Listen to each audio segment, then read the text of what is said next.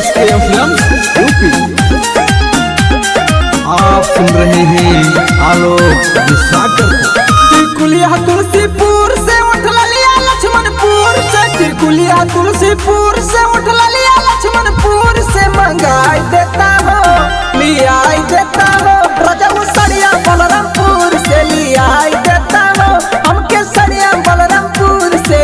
सड़िया बलरामपुर से हो, सड़िया बलरामपुर से हो, सड़िया बलरामपुर से लिया देता हो हमके सड़िया बलरामपुर से, लिया देता हो हमके सड़िया बलरामपुर से।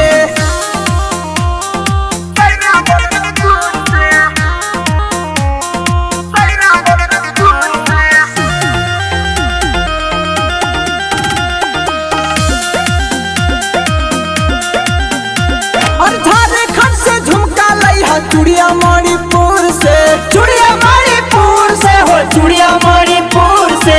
पाटन से पायल लाई है जूड़ा जौनपुर से, जूड़ा जौनपुर से हो, जूड़ा जौनपुर से। मेहंदी मनकापुर से सेनुरा सुल्तानपुर से, मेहंदी मनकापुर से सेनुरा सुल्तानपुर से। मंगाई देता हो लिया देता हो राजा सड़िया बलरामपुर से, लिया देता हो हमके सड़िया बलरामपुर से।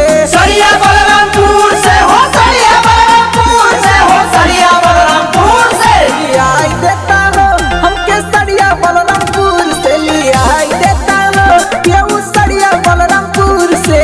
सड़िया बलरामपुर से हो, सड़िया बलरामपुर से हो, सड़िया बलरामपुर से लिया देता हो हमके सड़िया बलरामपुर से, लिया देता हो हमके सड़िया बलरामपुर से।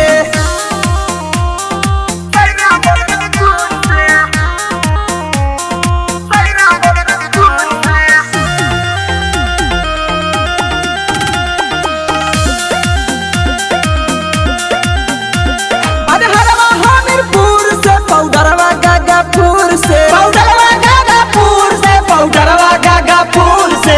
कतारा से काजर लाई है गजरा गाजीपुर से, गजरा गाजीपुर से, गजरवा गाजीपुर से। सोनवा के सिकरिया लाई है सिद्धार्थ नगर से, आलोक विश्वकर विजय कल बलिया बालापुर से। मंगाई देता हो लिया देता हो